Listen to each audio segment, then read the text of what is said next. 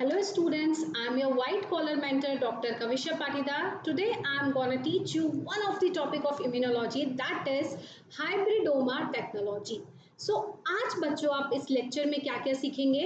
सबसे पहली चीज एंटीबॉडीज क्या होती हैं, दूसरी चीज मोनोक्लोनल एंटीबॉडीज क्या होती हैं, then we are going to study hybridoma technology क्या है, देन आप ये जानेंगे कि मोनोक्लोनल एंटीबॉडीज के एप्लीकेशन क्या है, आप इन्हें कहाँ कहाँ पे यूज कर सकते हैं।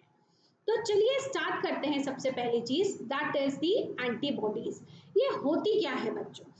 सो they are also known as immunoglobulins. इन्हें इम्यूनोग्लोबुलिन्स भी कहा जाता है और ये दिखने में कैसी होती है, बड़ी प्यारी सुंदर सी होती है।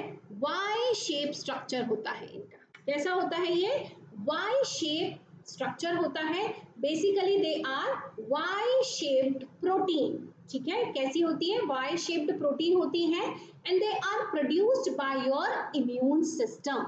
आपका इम्यून सिस्टम जैसे कि आपके बी सेल्स इनका प्रोडक्शन करते हैं। क्यों करते हैं बेटा? उनको ऐसा लगता है कि यार बहुत दिन से कुछ करने को है नहीं, चलो आज एंटीबॉडीज बना लेते हैं। ऐसा होता है क्या? नहीं बच्चों, जब आपके बॉडी के अंदर कोई फॉरेन सब्सटेंसेस आते हैं, फॉरेन सब्सटेंसेस को बच्चों हम क्या कहते हैं? एंटीजन। तो जब आपके बॉडी के अंदर एंटीजन आते हैं तब आपका इम्यून सिस्टम किसका प्रोडक्शन करता है? एंटीबॉडीज का प्रोडक्शन करता है। So antibodies are the Y shaped protein that are produced by your immune system, जैसे कि बी सेल्स। कब बनाएंगे? In response to the presence of antigen. अब एक और चीज यहाँ पे ध्यान रखने की है, जैसे मान लीजिए ये एंटीजन है और ये एंटीबॉडी है। कभी भी एंटीबॉडी पूरे एंटीजन को जाके बाइंड नहीं करती है। एंटीजन का एक छोटा सा हिस्सा जिसको हम क्या कहते हैं बेटा? एपिटोप कहते हैं। इस एपिटोप पे ही एंटीबॉडीज बाइंड करती है, ना कि पूरे एंटीजन पे जाके बाइंड करेगी। अगर आप यहाँ स्ट्रक्चर में देखेंगे तो ये देखिए, ये आपका एंटीजन है। एंटीबॉडी पूरे एंटीजन को नहीं बाइंड कर रही है, सिर्फ यहाँ पे जो छोटा सा हिस्सा है जिसे हम क्या कहते हैं? एपिटोप कहते हैं, वहां पे एंटीबॉडीज बाइंड करती है। सो हमेशा ध्यान रखेंगे, एंटीबॉडी एंटीजन के एपिटोप पे बाइंड करती है। ठीक है, तो चलिए ये हो गई एंटीबॉडी की कहानी। अब आते हैं हम मोनोक्लोनल एंटीबॉडीज में। मोनोक्लोनल एंटीबॉडीज क्या होती है? So they are identical antibodies that are derived from the single B cell clone। क्या बोला मैंने? ऐसी एंटीबॉडीज जो डिराइव्ड होती है सिंगल बी सेल क्लोन से। इसका मतलब क्या हुआ? समझो जरा, घबराओ मत। मान लो ये बच्चों आपका एंटीजन है, ये एंटीजन आपके बॉडी में घुसा, तो जब ये आपके बॉडी में घुसेगा इसे कौन रिकॉग्नाइज करेगा? बी सेल्स ने इसे रिकॉग्नाइज किया। आफ्टर रिकॉग्नाइजिंग बी सेल्स क्या हो जाते हैं? एक्टिवेट होके किस में कन्वर्ट होते हैं बच्चों? प्लाज्मा सेल्स में कन्वर्ट होते हैं और क्या बनाएंगे? एंटीबॉडीज का प्रोडक्शन करेंगे। सो ये एंटीबॉडीज कहाँ से बनी है? सिंगल पेरेंट क्लोन से बनी है, यानी सिंगल पेरेंट बी सेल से बनी है।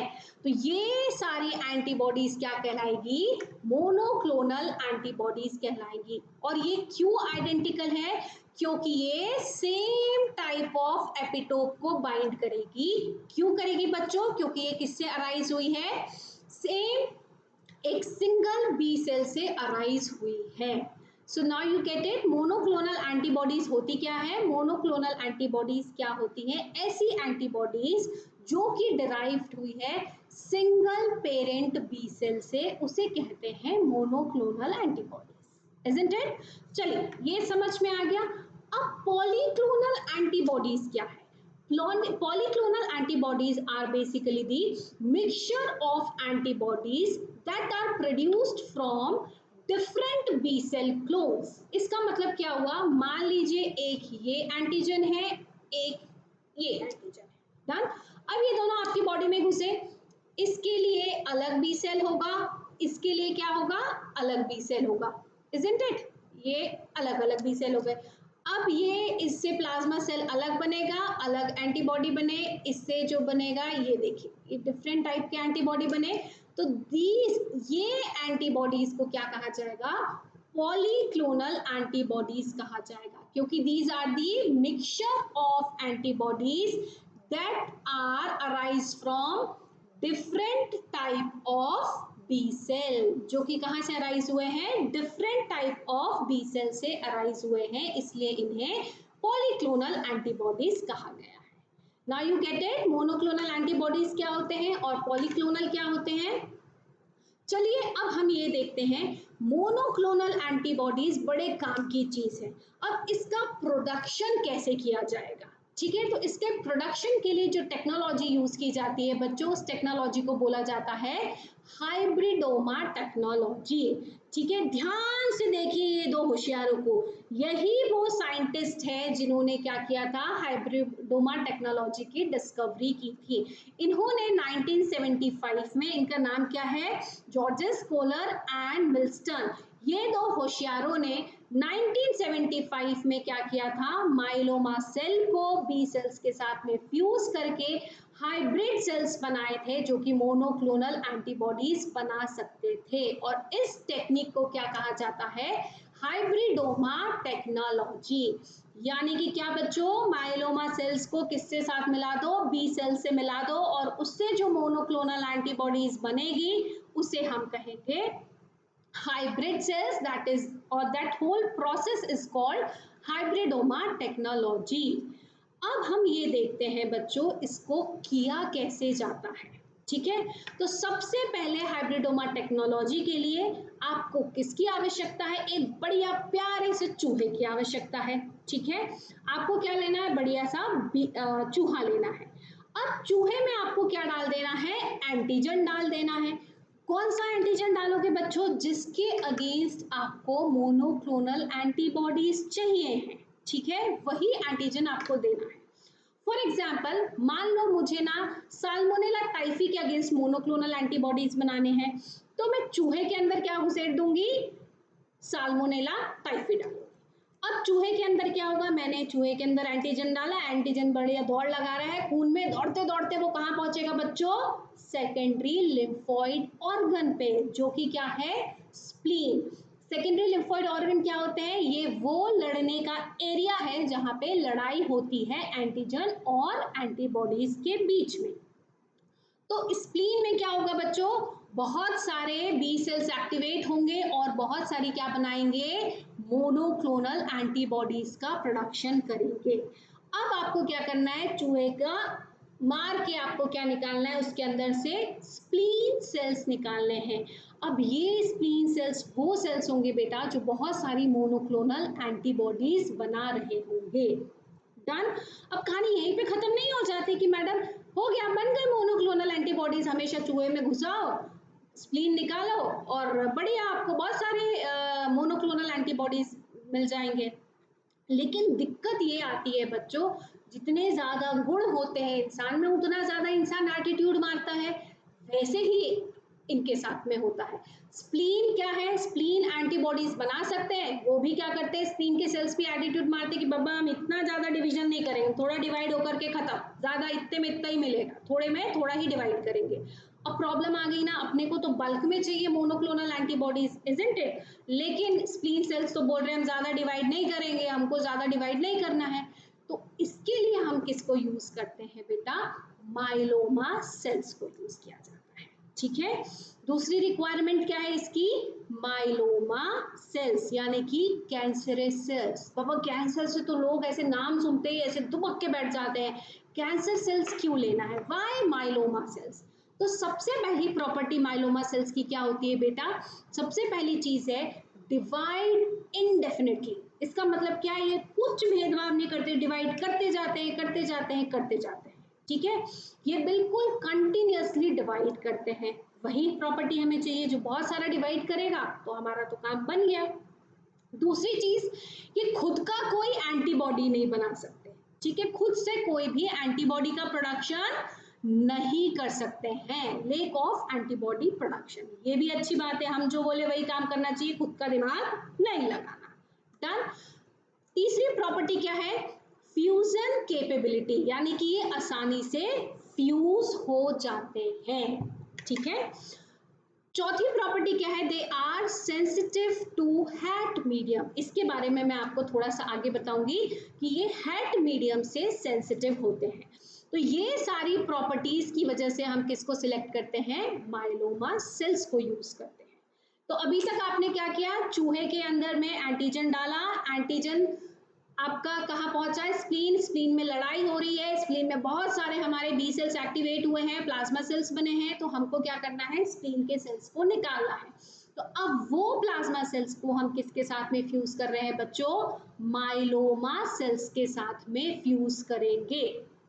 अब हैरी पॉटर की पिक्चर थोड़ी ना चल रही है कि ऐसे ऐसे छड़ी घुमाओ अपने आप फ्यूजन हो गया, नहीं, ऐसा नहीं होगा। आपको मीडियम में क्या डालना पड़ेगा बेटा, पॉलीइथाइलीन ग्लाइकॉल, ठीक है। आप मीडियम में एक फ्यूजिंग एजेंट डालते हो, उसका नाम क्या है, पॉलीइथाइलीन ग्लाइकॉल। ये काय में मदद करता है बेटा, दो सेल्स को फ्यूज होने में मदद करता है। अब मीडियम में स्प्लीन सेल्स भी है और मीडियम में क्या है बच्चों, माइलोमा सेल्स है। आपने फ्यूजिंग एजेंट डाला है तो आपस में क्या करेंगे, वो फ्यूज होने की कोशिश करेंगे। अब जब फ्यूजन होगा तो उनको थोड़ी ना मालूम है, स्प्लीन सेल को उनको थोड़ी ना सपना आता है रात में कि बाबा हमको जा करके माइलोमा सेल से फ्यूज करने का है। आसपास जो मिला, जैसे मिला, सबसे फ्यूज करेंगे, इजंट इट। तो अपने को कौन कौन से टाइप के सेल्स मिलेंगे, अपने को मिलेंगे बच्चों fused plasma cells. Fuse plasma cells यानी कि ऐसे सेल्स मिलेंगे जो प्लाज्मा सेल्स के साथ ही फ्यूज हो जाएंगे, ये भी प्रोबेबिलिटी है। दूसरी चीज हमें क्या मिलेंगे, प्लाज्मा सेल्स हो सकता है फ्यूज्ड ही ना हो, ऐसा भी हो सकता है कि बाबा कुछ सेल्स ऐसे रह जाए जो फ्यूज ही ना हो, ऐसे सेल्स भी मिलेंगे आपको, जिससे हम कहेंगे अनफ्यूज्ड प्लाज्मा सेल्स। उसके बाद में आपको क्या मिलेंगे, फ्यूज्ड माइलोमा सेल्स मिलेंगे, यानी कि जो माइलोमा सेल्स आपस में ही फ्यूज हो गए हो, फिर से भी प्रोबेबिलिटी है कि वो भी मिल सकते हैं। और आपको अनफ्यूज्ड माइलोमा सेल्स भी मिलेंगे, यानी कि ऐसे सेल्स जो फ्यूज ही ना हुए। ऐसे कैंसरस सेल्स भी होंगे जो किसी से फ्यूज ही ना किए, मान लो ऐसे पीछे पीछे रह गए, नहीं फ्यूजन हुआ, ठीक है। और आपके पांचवें टाइप के, मेन टाइप के जो रहेंगे, that is the hybrid cells, यानी कि जहां पे स्प्लीन सेल माइलोमा सेल से मिले हुए होंगे, उन्हें हम कहेंगे हाइब्रिड सेल्स। अब मीडियम में बच्चों पांचों तरीके के सेल्स अवेलेबल हैं। अब इसमें से हम अपने पसंद का कैसे ढूंढे, अब वो तो खुद चिल्ला चिल्ला के नहीं कहते कि मैं हूँ हाइब्रिड सेल, मैं हूँ हाइब्रिड सेल, ऐसा तो नहीं होता। तो अब हम ढूंढेंगे कैसे भीड़ में से हमारा पसंदीदा हाइब्रिड सेल कौन सा है। तो अब हम क्या करेंगे, इसको उठा करके किस में डाल देंगे, ये सारे सेल्स को हम उठा करके कौन से मीडियम में डाल देंगे बच्चों, हैट मीडियम में डाल देंगे। कौन से मीडियम में डालेंगे, हाइपोजेंथीन अमीनोप्टेरिन थायमिडीन मीडियम। ऐसे चुपचाप मत बैठो, क्या नाम है मीडियम का, बोलो जरा मेरे साथ, हाइपोजेंथीन अमीनोप्टेरिन थाइमिडीन मीडियम। तो इस मीडियम में आपको क्या करना है, ये सेल्स को डाल देना है। अब क्या होगा बच्चों, अब होगा जादू। कैसे होगा, हेट मीडियम में होगा क्या, चलो ये थोड़ा सा मैं बताती हूँ बाद में, अभी यहाँ पे सुनो। अब आपने किसी मीडियम में डाला है, मीडियम में डालते हैं तो सेल्स क्या करते हैं, ग्रो करते हैं। अब सेल को ग्रो करने के लिए क्या चाहिए है, डीएनए रेप्लिकेशन करना है। रेप्लिकेशन करने के लिए आपको एक बहुत महत्वपूर्ण चीज की रिक्वायरमेंट होती है, जिसे हम कहते हैं बच्चों न्यूक्लियोटाइड। न्यूक्लियोटाइड बनाने के दो ही रास्ते हैं, सिर्फ और सिर्फ दो रास्ते हैं। एक रास्ता है, या तो तुम साल्वेज पाथवे चला लो, या तो तुम डी नोवो पाथवे चला लो, isn't it. So de novo pathway से तुम काम नहीं कर सकते, डी नोवो पाथवे यूज करके तुम न्यूक्लियोटाइड नहीं बना सकते। क्यों नहीं बना सकते, क्योंकि आपने मीडियम में क्या डाला है, अमीनोप्टेरिन डाला है। मैंने बोला हैट मीडियम है, हैट मीडियम में क्या डाला हुआ है, हाइपोजेंथीन अमीनोप्टेरिन थाइमिडीन, डन। तो ये अमीनोप्टेरिन क्या करता है, एक एंजाइम है, उस एंजाइम का नाम क्या है, डाई हाइड्रोफोलेट रिडक्टेज। ये एंजाइम को बच्चों ब्लॉक कर देता है, और ये एंजाइम काय में मदद करता है, डीनोवो पाथवे में मदद करता है। तो अमीनोप्टेरिन ने बेचारे हमारे डाई हाइड्रोफोलेट रिडक्टेज को मार दिया, अब वो मर गया, तो काम नहीं होगा, काम नहीं होगा यानी कि हमारे न्यूक्लियोटाइड नहीं बन रहे। पर डरने की बात नहीं है बच्चों, हमारे पास में एक दूसरा पाथवे है, उस पाथवे का नाम क्या है? Salvage pathway. अब साल्वेज पाथवे के लिए भी एक एंजाइम लगता है, उस एंजाइम का नाम क्या है? HGPRT, यानी कि क्या? Hypoxanthine guanosine फॉस्फोराइबोसिल transferase. ठीक है, HGPRT एंजाइम। तो अब जितने भी सेल्स हैं वो सभी को कौन सा पाथवे चलाना पड़ेगा? साल्वेज पाथवे की मदद लेनी पड़ेगी। काय के लिए? न्यूक्लियोटाइड सिंथेसिस के लिए, तभी वो जिंदा रह सकते हैं। और मैंने आपको स्टार्टिंग में बताया था कि हमने कैंसरस सेल्स को क्यों सिलेक्ट किया था? क्योंकि वो क्या होते हैं? Sensitive to heat medium. इसका मतलब क्या है? वो क्या रहते हैं बेसिकली? HGPRT negative.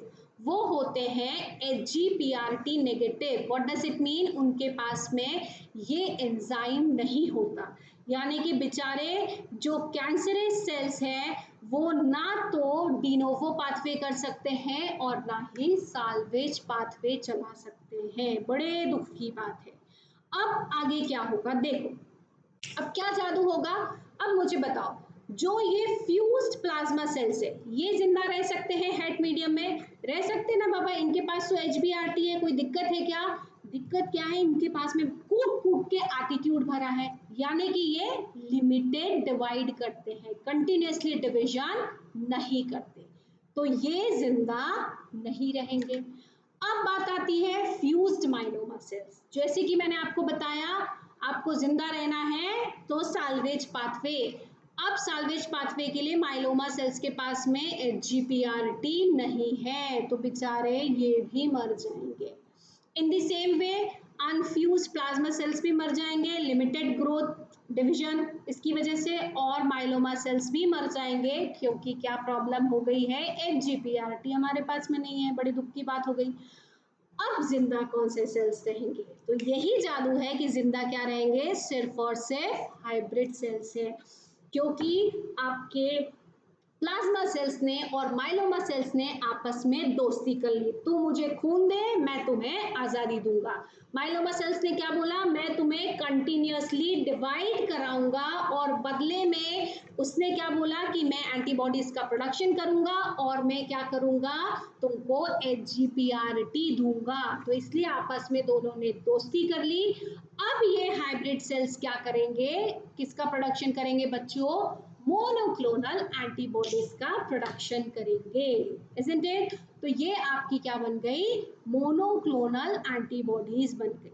तो इसी तरीके से मोनोक्लोनल एंटीबॉडीज बनाई जाती है। इस पूरी होल प्रोसेस को क्या कहा जाता है बच्चों? हाइब्रिडोमा टेक्नोलॉजी कहा जाता है। सो हम एक बार फिर से देखते हैं, हमने क्या लिया है? चूहा लिया है। चूहे में हमने एंटीजन घुसाया जिसके अगेंस्ट आपको एंटीबॉडीज बनानी है। चूहे के अंदर एंटीजन दौड़ दौड़ के कहाँ जाएगा? स्प्लीन में जाएगा।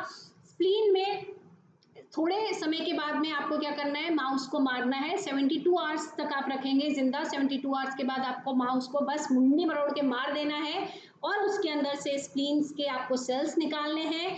सेल्स को आपको, प्लाज्मा सेल्स को किसके साथ में फ्यूज करना है? माइलोमा सेल्स के साथ में फ्यूज करना है। ध्यान रखना, क्यों myeloma cells? Because they are HGPRT negative and they can divide continuously. ठीक है, अब इन दोनों को आपको फ्यूज कराने के लिए क्या यूज करना है बेटा? Polyethylene glycol. अब आपको क्या मिलेंगे? डिफरेंट टाइप के सेल्स मिलेंगे। तो वो जो सेल्स होंगे उन सबको आपको किस में डालना है बच्चों? हैट मीडियम में डालना है। हैट मीडियम में क्या चमत्कार होगा? सिर्फ और सिर्फ कौन रह पाएगा? हाइब्रिड सेल्स ही जिंदा रह पाएंगे, क्योंकि उन्होंने आपस में दोस्ती की है। माइलोमा सेल्स उन्हें कंटिन्यूअसली डिवाइड कराएंगे और बदले में आपके प्लाज्मा सेल्स उन्हें क्या देंगे? HGPRT देंगे। तो ये फ्यूज हो जाएंगे और इसके अंदर से क्या बनेगा बच्चों? मोनोक्लोनल एंटीबॉडीज का प्रोडक्शन होगा। ठीक है, तो इस पूरी टेक्नोलॉजी को, ये पूरी टेक्नोलॉजी को हम क्या कहते हैं? हाइब्रिडोमा टेक्नोलॉजी कहते हैं। तो ये इसके स्टेप्स है। क्या क्या हुआ? इम्यूनाइजेशन, देन सेल का फ्यूजन किया हमने, देन हमने सिलेक्शन किया हाइब्रिड सेल्स का, और फिर उसका एक्सपांशन किया और भर भर के पेटियां भर भर के हमने क्या बना ली, मोनोक्लोनल एंटीबॉडीज बना ली। अब बच्चों बना तो ली, अब इसका उपयोग क्या करोगे, खाओगे क्या सब्जी में डाल के बढ़िया रोटी के साथ में 2 किलो मोनोक्लोनल एंटीबॉडीज हो जाए, इसका उपयोग क्या है, इसको यूज कहाँ पे करते हैं? तो सबसे इंपॉर्टेंट चीज इसको कहाँ पे यूज किया जाता है बच्चों, डायग्नोसिस में यूज किया जाता है। ठीक है, अगर आपने सुना हो वेस्टर्न ब्लॉटिंग, एलाइजा, ये टेक्निक्स होती हैं जिससे एलाइजा से बेसिकली एचआईवी का आप डायग्नोसिस करते हो, तो ये सब टेक्निक में किसको यूज किया जाता है, मोनोक्लोनल एंटीबॉडीज को यूज किया जाता है। और बहुत सारे इसके अलावा इसको ट्रीटमेंट में भी यूज करते हैं, जैसे कि सबसे इंपॉर्टेंट इसका एप्लीकेशन है कैंसर ट्रीटमेंट। कैंसर के ट्रीटमेंट में मोनोक्लोनल एंटीबॉडीज यूज किए जाते हैं। इवन ऑटो इम्यून डिसऑर्डर्स जो होते हैं उसके ट्रीटमेंट में भी मोनोक्लोनल एंटीबॉडीज यूज किए जाते हैं। ठीक है, इसके अलावा रिसर्च में प्रोटीन के प्यूरिफिकेशन में भी मोनोक्लोनल एंटीबॉडीज का यूज किया जाता है। इसके अलावा इमेजिंग में यानी कि ड्रग डिलीवरी में भी मोनोक्लोनल एंटीबॉडीज का यूज किया जाता है। तो ये इसके इंपॉर्टेंट यूजेस है, इंपॉर्टेंट एप्लीकेशन है। So this is about the monoclonal antibodies. अगर आपको ये लेक्चर पसंद आया है तो प्लीज लाइक और सब्सक्राइब करें, और अगर आप चाहते हैं मैं किसी और टॉपिक पे लेक्चर बनाऊं तो प्लीज मुझे कमेंट सेक्शन में बताएं। ठीक है, और घबराना नहीं है, अच्छे से एग्जाम की तैयारी करना है। हम एक क्विक रिवीजन करते हैं, हमने क्या देखा, एंटीबॉडीज क्या होते हैं, ये इम्यूनोग्लोबुलिन्स है, वाई शेप बड़े सुंदर प्यारे से स्ट्रक्चर होते हैं जो कि कौन बनाता है, बी सेल्स बनाता है जब बॉडी में एंटीजन आता है। मोनोक्लोनल एंटीबॉडीज क्या होते हैं, ये ऐसे एंटीबॉडीज है जो same type of B cell से राइज होते हैं। पॉलीक्लोनल एंटीबॉडीज क्या होते हैं, ये ऐसे एंटीबॉडीज है जो different type of B cell से अराइज होते हैं। उसके बाद में बच्चों हमने क्या देखा, ये दो होशियार, कौन, जॉर्जेस कोलर एंड मिल्स्टन, इन्होंने 1975 में सबसे पहली बार हाइब्रिड सेल्स बनाए थे माइलोमा और बी सेल्स का इस्तेमाल करके। तो यही टेक्नोलॉजी को हाइब्रिडोमा टेक्नोलॉजी कहा जाता है, जिसमें हमें क्या क्या यूज करना है, चूहा लगता है बड़ा सुंदर सा और माइलोमा सेल्स, चूहे में डालना है एंटीजन, एंटीजन कहाँ पहुंचा, स्प्लीन में, स्प्लीन को आपको निकालना है बाहर, उसके अंदर से प्लाज्मा सेल्स आइसोलेट करने हैं, उसे माइलोमा सेल्स के साथ में फ्यूज करके क्या बनाना है, हाइब्रिड सेल्स बनाने हैं। इस सेल को आपको कौन से मीडियम में ग्रो करना है, हैट मीडियम में ग्रो करना है, क्योंकि अमीनोप्टेरिन क्या ब्लॉक कर देता है प्यारे बच्चों, किसको ब्लॉक करता है, डी नोवो पाथवे को ब्लॉक कर देता है। तो साल्वेज पाथवे की मदद से ही काम चलाना है, और बेचारे अभागे हमारे कैंसरस सेल्स एचजीपीआरटी नेगेटिव होने की वजह से ग्रो नहीं कर पाते, तो सिर्फ हमारे हाइब्रिड सेल्स ही ग्रो करते हैं, और ढेर सारा पेटी भर भर के क्या बनता है, मोनोक्लोनल एंटीबॉडीज। इसके एप्लीकेशन क्या है बच्चों, आप कहाँ कहाँ पे यूज कर सकते हो, डायग्नोसिस में, ट्रीटमेंट में, और प्रोटीन प्यूरिफिकेशन में, एंड आपको टारगेटेड ड्रग डिलीवरी में भी क्या किया जाता है, इसको यूज किया जाता है। So that's all about today. Thank you.